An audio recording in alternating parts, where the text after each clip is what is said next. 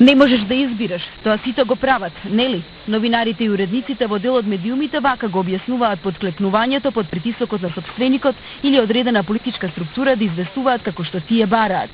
Причини има многу, но суштествени се отсутството на законската регулатива, како и фактот дека кај нас власта ги формира телата кои треба да ја контролираат оваа сфера. Во Европа генерално извршната власт воопшто не се бави со регулација, односно не ги уредува односите во медиумската сфера.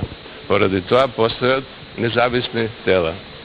Професионалните стандарди се загрозени и при известувањето за различностите, како на пример полот, сексуалната ориентација, етничката припадност.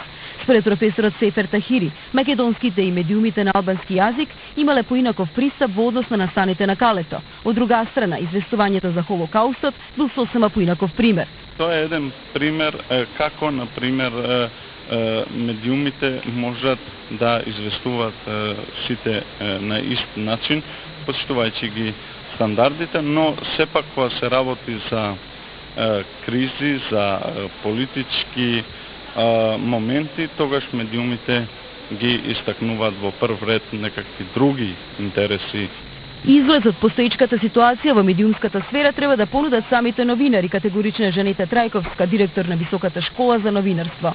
Мора да се договориме за 2 до 3 заеднички работи. Кои се етичките вредности, професионалните стандарди, под кои новинарот како индивидуалец нема да оди, зашто секој од нас носи лична одговорност, нели? Не можеме само да генерализираме тие или овие се криви. Секој од нас е виновен за одреден дел од приказната во кај што наоѓа медиумите.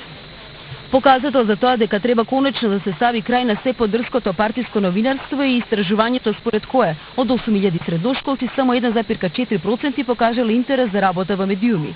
Новинарството, како што се изјасниле, не е доволно почитувано, ниту пак исплатливо.